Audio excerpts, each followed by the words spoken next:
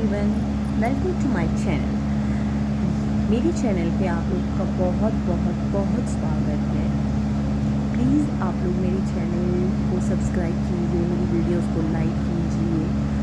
अभी तो ये मेरा फर्स्ट ब्लॉग है, ऐसे ही अब मैं धीरे धीरे डेली पर्पस पे या फिर 2-2 दिन या फिर 3 दिन के बाद ब्लॉग डालने की कोशिश करूँगी, जिसमें आप लोगों को मेरे बारे में पता चले, मेरी फैमिली के बारे में पता चले, मेरी डेली एक्टिविटीज़ के बारे में पता चले। मैं क्या करती हूँ, क्या नहीं करती हूँ, कैसे अपने घर में काम करती हूँ, या फिर जो भी अपने घर की एक्टिविटीज़ हैं मैं वो आप लोगों के साथ शेयर करूँ। और आप मेरे चैनल को सब्सक्राइब कीजिए, मेरे वीडियोस को लाइक कीजिए। फ़िलहाल ये मेरा पहला ब्लॉग है, तो इस ब्लॉग में मैं आप लोगों को बताना चाहती हूँ कि मैं बेसिकली उत्तराखंड से बिलोंग करती हूँ। और मेरे मम्मी पापा वहीं पर रहते हैं। मेरे फादर अभी रिसेंटली एक्सपायर हो गए हैं। मतलब बचपन से ही हम लोग उत्तराखंड में रहे हुए हैं। पापा का नाम आता है तो फिर थोड़ा सा इमोशनल हो जाती हूँ। मेरे ना पापा बिल्कुल मतलब फिट एंड फाइन थे। ऐसा होता है ना, मेरे पापा आर्मी में थे और आप लोगों को पता है कि जो आर्मी पर्सन होता है वो फिट एंड फाइन ही रहता है। और मेरे फादर भी ऐसे थे कि एकदम फिट एंड फाइन थे, कोई इशू नहीं था, कुछ प्रॉब्लम नहीं था। एंड सडनली, और जिस दिन ना मेरे फादर की तबीयत ख़राब हुई थी ना, उससे पहले एक दिन पहले वो घर पे आए हुए थे। मतलब सैटरडे संडे घर पे आते थे, तो वो ना उस दिन घर पे आए थे और वो नॉनवेज लेके आए थे। उन्होंने अपने हाथ से नॉनवेज बनाया था। मेरी शादी हो गई थी तो मैं भी गई हुई थी इस बीच में वहाँ पे। और मेरी बेटी है, तो उस टाइम पे मेरी बेटी सिर्फ 5 मंथ की थी। तो मैं पहली बार अपनी बेटी को लेके गई थी वहाँ पे। तो बेटी को लेके गई थी तो पापा बहुत ज़्यादा खुश थे, सब कुछ बहुत अच्छा चल रहा था। मैं गई हुई थी। मुझे पर्सनली नॉनवेज बहुत ज़्यादा पसंद है, तो जो नॉनवेज मुझे पसंद है पापा वो लेके आए, पापा ने वो बनाया, सब कुछ अच्छा चल रहा था। तो सडनली पापा उस दिन बिल्कुल ठीक थे, अच्छे से, जैसे हम लोगों से बातें करते हैं, सब कुछ अच्छे से वैसे ही बातें करी, सब कुछ करा। और शाम को 5-6 बजे के टाइम पे वो वापस अपनी ड्यूटी पे चले गए। नेक्स्ट डे पापा डेली सुबह दिन में शाम में हमेशा मम्मी को फ़ोन करते रहे। उस दिन पापा ने मम्मी को सिर्फ दिन में फ़ोन किया और वैसे और टाइम बहुत लंबी बातें करते थे। उस दिन ज़्यादा बात भी नहीं करी। सिर्फ मम्मी को ये पूछा कि तुम लोगों ने खाना खा लिया? मम्मी ने बोला हाँ हम लोगों ने खा लिया। आपने खा लिया? तो उन्होंने बोला हाँ मैंने भी खा लिया। और उन्होंने फ़ोन कट कर दिया। इस चीज़ से हमें थोड़ा सा लगा कि मतलब आज पापा ने ऐसा ज़्यादा बात क्यों नहीं करी। और तो फिर हम लोगों को, हमारे माइंड में ये चल रहा था कि हो सकता है बिज़ी होंगे, कुछ काम कर रहे होंगे, इसीलिए नहीं पूछा। उसके बाद लास्ट वही मेरे पापा का कॉल था। उसके बाद पापा की कॉल आई ही नहीं। और फिर उसके बाद क्या हुआ, हम लोग पापा फिर पूरी रात पापा का फ़ोन नहीं आया। मम्मी टेंशन में थी, भाई टेंशन में था, मैं टेंशन में थी, दीदी टेंशन में थी। सब लोग मतलब सोच रहे थे अंदर ही अंदर ना, सबको ये चीज़ बहुत ज़्यादा डिस्टर्ब कर रही थी कि आखिर पापा ने फ़ोन क्यों नहीं किया, क्योंकि पापा डेली फ़ोन करते थे। अब मम्मी यहाँ से फ़ोन पे फ़ोन किए जा रही है, फ़ोन उठा नहीं रहे। फिर ना पापा ने एक दिन मम्मी को ये बोला था कि उस दिन जिस दिन पापा की तबीयत ख़राब हुई थी, ये बात है 21 जून 2022 की। तो पापा ने उस दिन जब फ़ोन किया नहीं उठाया, तो मम्मी के माइंड में ये बात आई कि पापा ने उन्हें बताया था कि उस दिन उनको कहीं पार्टी में जाना हुआ है। तो मम्मी को ये लगा कि पापा कहीं पार्टी में चले गए हैं और इसीलिए पापा फ़ोन नहीं उठा रहे हैं। सुबह पापा जैसे ही या फिर पार्टी से जब भी फ्री होंगे तो पापा आके मम्मी को कॉल करेंगे। लेकिन नहीं हुआ।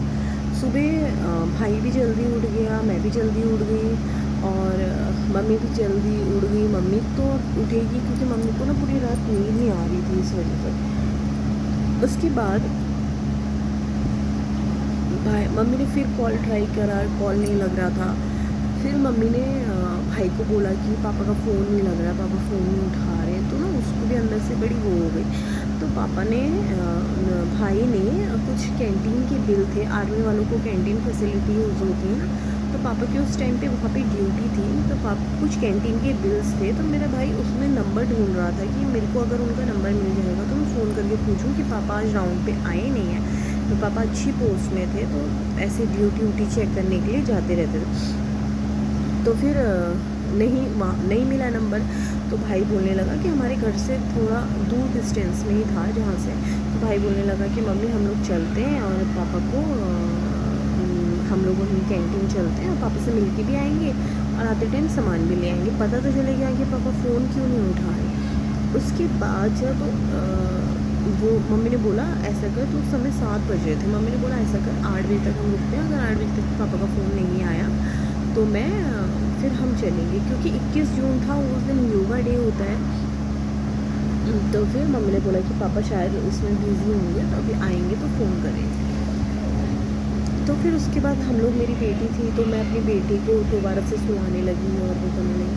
थोड़ी देर बाद हमारी ही यूनिट के एक अंकल हमारे नेबर थे, तो वो आए, तो उन्होंने मम्मी को बोला कि मेरे पास हॉस्पिटल से फ़ोन आया है कि सर की तबीयत ख़राब है और आप लोगों को वहाँ बुला रहे हैं, उनका थोड़ा बीपी हाई है। तो हमें लगा कि हाँ बीपी हाई हो गया होगा पीटी में, या फिर एज भी है तो ठीक है। तो ठीक है, तो मैंने मम्मी को बोला, मैंने कहा मम्मी आप लोग जाओ, मैं घर पे रहती हूँ, क्योंकि 5 मंथ की मेरी बेटी थी और ऐसे हॉस्पिटल वगैरह ले जाना ठीक नहीं लगता। हम जो पहाड़ी होते हैं इन चीज़ों में बहुत ज़्यादा बिलीव करते हैं। तो मम्मी ने बोला हाँ ठीक है रहने दे मत आ। मम्मी गई बाहर से, एकदम से सडनली वापस आई और बोलने लगी कि नहीं चल, पापा को मिल के आएगी। तो मेरे को भी अंदर से थोड़ा ये लगने लगा कि यार ऐसा क्यों मम्मी बोल रही है कि यार नहीं चल पापा को मिल के आ। तो मैं भी रेडी हो गई, मैंने अपनी बेटी तैयार करी और हम लोग चले गए हॉस्पिटल। पूरे रास्ते हम लोगों के लिए सिर्फ 10 मिनट का रास्ता था जहाँ से मेरे घर से हॉस्पिटल, वो उतना रास्ता हम लोगों के लिए इतना डिफ़िकल्ट हो गया था, इतना डिफ़िकल्ट हो गया था, मन में अजीब अजीब से ख्याल आ रहे थे, कुछ पता नहीं था क्या हो रहा है। वहाँ गए तो उन लोगों ने बोला पापा की कंडीशन बहुत ज़्यादा सीरियस है। तो इन लोगों ने अपने हायर मेडिकल फैसिलिटी उनको देने के लिए मिलिट्री वालों ने उनको बरेली रेफ़र कर दिया। एक भाई मेरा खुद डॉक्टर है, तो उसको भी पता चला, वो उस टाइम पे न्यूली वहाँ पे पोस्टेड था, तो उसको हमने बोला तू डायरेक्ट वहाँ पे आ, और हम लोग वहाँ से डायरेक्ट पापा को लेके, छोटा भाई, मम्मी, चाचा लोग मेरे, सब लोग वहाँ से बरेली निकले। बरेली गए, वहाँ डॉक्टर से बताया कि इनको स्ट्रोक आया है जिसकी वजह से क्लॉटिंग हो गई है और एक साइड पूरा पैरालाइज हो गया है। और डॉक्टर्स ने ये हमें उस टाइम पे बोला था कि इनकी रिकवरी पॉसिबल है, वो रिकवर हो जाएंगे। हाँ पहले की तरह ऑफिस नहीं जा पाएंगे, पहले की तरह खुद इंडिपेंडेंट नहीं रहेंगे, हमेशा किसी न किसी पे वो डिपेंड रहेंगे, ये चीज़ उन्होंने हमें बोली थी। लेकिन ये होता है ना कि हमें था कि हाँ ठीक है जैसे भी है पापा हमारे साथ रहेंगे, और नहीं जा पाएंगे तो कोई बात नहीं, उन्होंने हमारे लिए इतना किया है तो क्या हम अपने पापा के लिए इतना नहीं कर सकते हैं। कोई बात नहीं, बिस्तर में भी रहेंगे तो हम उन्हें देखेंगे, बट हमारे पापा ठीक रहे। जिस दिन पापा की तबीयत खराब हुई थी वो ट्यूसडे का दिन था। ट्यूसडे से लेके सैटरडे तक, ट्यूसडे से सैटरडे तक पापा बरेली में थे।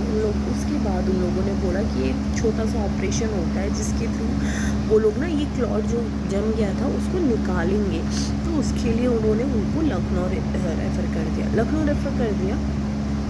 सैटरडे सुबह मेरा भाई पापा को लेके लखनऊ गया और शाम को वो लखनऊ पहुंचा, और वहाँ जाके उनका वो ट्रीटमेंट भी हो गया, तो धीरे धीरे ब्लड निकालने में लगा। लेकिन डॉक्टर्स ने उस दिन हमें ये बोला कि इनके पूरे बॉडी में वो ब्लड फैल गया है, इन्फेक्शन हो गया है, जिसकी वजह से इनके ऑर्गन्स में प्रॉब्लम आ रही है। उस टाइम पे भी ये नहीं था कि पापा को कुछ हो जाएगा। संडे मॉर्निंग सुबह से ही भाई, मम्मी, चाचा, हर कोई हमें इग्नोर कर रहा है, कोई हमें फ़ोन नहीं कर रहा है। मैं, मेरी दीदी घर पे ही थे क्योंकि मेरी बेटी है छोटी, इसलिए हम जा नहीं सकते थे। हम उन्हें फ़ोन कर रहे हैं, वो हमसे बात नहीं कर रहे हैं। फ़ोन पे फ़ोन किए जा रहे हैं। कह रहे हैं, कभी बोल रहे डॉक्टर राउंड पे, कभी कह रहे हैं हम लोग अंदर गए, कुछ ना कुछ बहाना। 2 बजे के टाइम पे संडे 26 जून को मैंने अपने भाई को फ़ोन किया, तो वो रो रहा था। मैंने उसको फ़ोन किया, मैंने उसको बोला कि पापा कैसे हैं? उसने बोला देख जो भी होगा ना, हमें वो चीज़ एक्सेप्ट करनी पड़ेगी।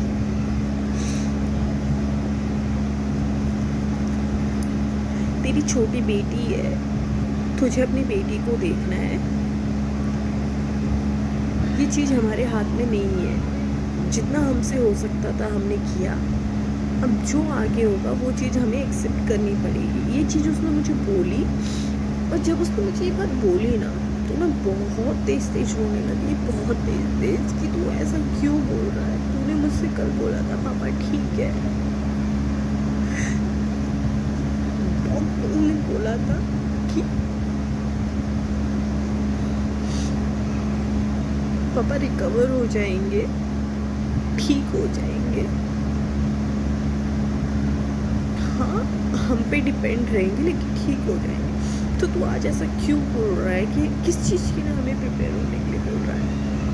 तो उसने बोला यार देख, बोला था लेकिन मैं तुझे एक बात बोल रहा हूँ, सिर्फ एक बात बोल। और मेरी ना चाचा जब मम्मी लोग के संग गई थी, तो चाची हमारे घर पे आती थी और उनको ये बात पता थी, लेकिन वो हमें नहीं बताना चाह रही थी, क्योंकि मम्मी को भी ये बात वहाँ पे डॉक्टर्स ने बोल दी थी कि ये 99% डेड है, 1% इनकी सांसें चल रही है, वो कभी भी वो भी टूट सकती है। तो मम्मी ने चाची को फ़ोन करके ये बोला था, हम 4 भाई बहन हैं, तो मम्मी ने चाची को फ़ोन करके ये बोला था कि मैं अपने 2 बच्चों को यहाँ संभाल रही हूँ, मेरे 2 बच्चों को तुझे संभालना है, मेरे बच्चों को कुछ नहीं होना चाहिए। तो इस डर की वजह से मैं ना बहुत ज़्यादा कच्चे दिल की हूँ, और मेरे लिए ना चीज़ों को एक्सेप्ट करना वो हिम्मत मेरे अंदर नहीं है। तो मम्मी को इस बात का डर था, इसलिए मम्मी ने चाची को बोला हुआ था कि तू ना देखना, बच्चों को ये बात मत बताना। तो उन्हें पता था कि पापा 99% डेड है, 1% कभी भी कुछ भी हो सकता है। वो फ़ोन में जब रो रही थी तो मेरी बहन आई, उसने मुझे बोला तू क्यों रो रही है, पागल है कि अंदर जा, ला मुझे दे, मैं बात करती हूँ। तो उसने बात करी, वो बात करके अंदर आई, तो मैंने उसको बोला चल तू हमें भी चलते हैं। तो उसने बोला कहाँ चलते हैं? मैंने कहा नहीं तू और मैं भी चलते हैं, पता नहीं पापा कैसे हैं, मुझे बहुत डर लग रहा है अंदर से।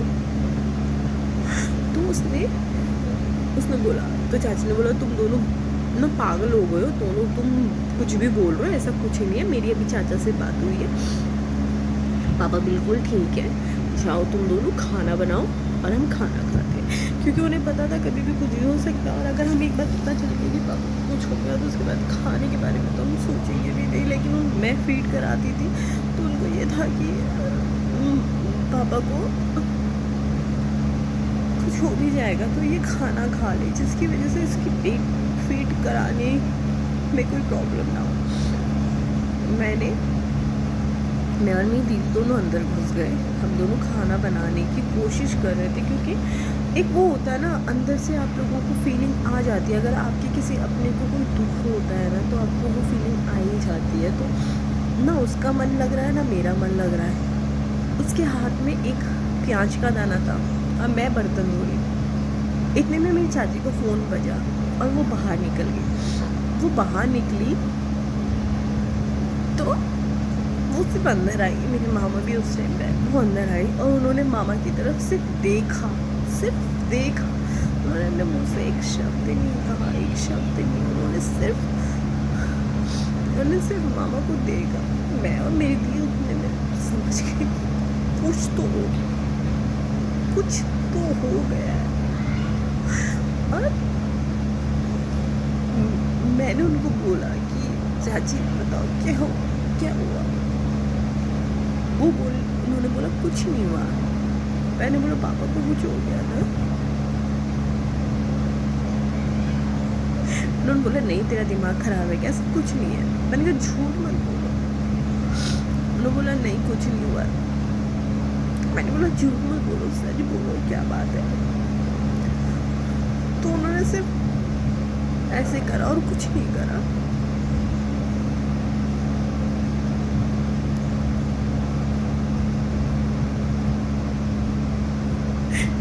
फिर भी दिल को यकीन नहीं हो रहा था, मानने को यकीन तैयार ही नहीं थे।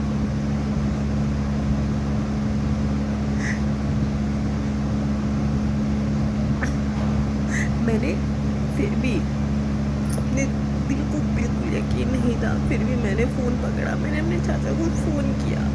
मेरे चाचा से पूछा, चाचा पापा कैसे हैं?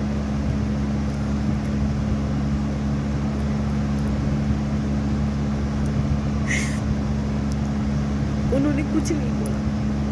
मैंने फिर पूछा, मैंने कहा चाचा पापा कैसे हैं? वो फिर भी कुछ नहीं बोले। मैंने फिर पूछा, मैंने कहा चाचा पापा कैसे हैं, बताओ मुझे मेरे पापा कैसे हैं? उन्होंने बोला जो होना था वो हो गया।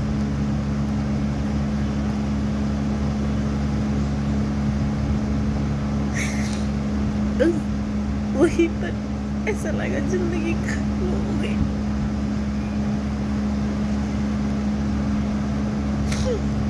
अब कुछ नहीं बचा।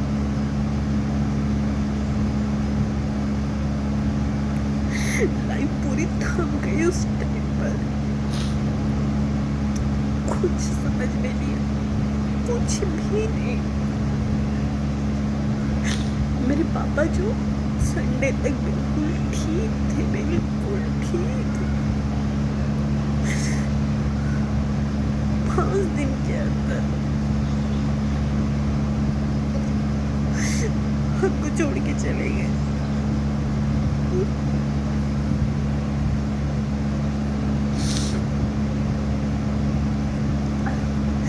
उसके बाद क्या था, कैसे भी अपनी लाइफ को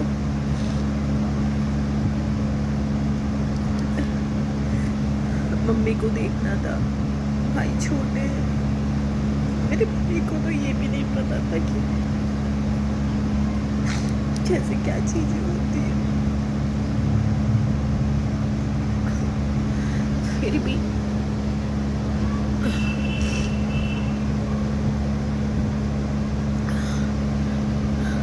हमारे पास जो लोग होते हैं उनके लिए हमें खड़ा होना पड़ता है, उनको हमें देखना पड़ता है। मुझे अपनी बेटी के लिए खड़ा होना था। बहुत मुश्किल था, बहुत बहुत मुश्किल। उस सदमे से निकलना ना, भगवान ना करे ऐसा किसी के और के साथ हो, मुश्किल था। हम लोग तो जैसे तैसे निकल गए, मेरी मम्मी नहीं निकल पाई। वो गुमसुम हो गई एकदम से। उन्होंने खाना छोड़ दिया, बोलना छोड़ दिया, लोगों से बातें करनी छोड़ दी, किसी से कुछ नहीं।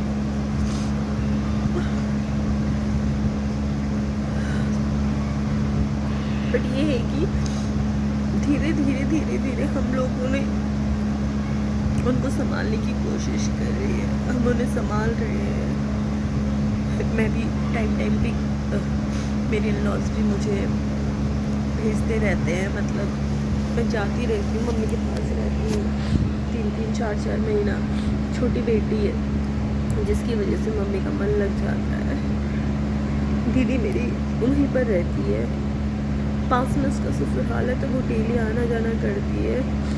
भाई डॉक्टर है तो वो अपनी ड्यूटी नहीं छोड़ सकता। हाँ छोटा भाई वो अपना करियर नहीं बना रहा है, इसी चक्कर में मम्मी को देखना है।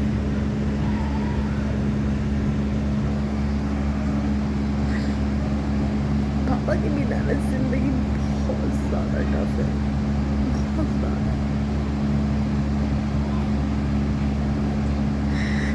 मैंने सोचा था कि मैं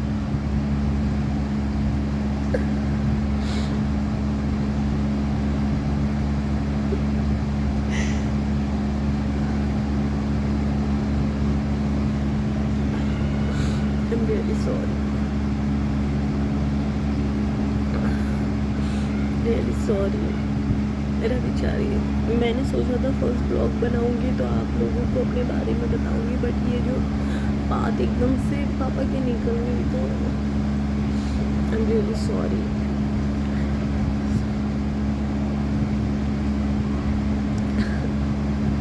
कोशिश करूंगी कि अच्छी वीडियोस बनाऊं।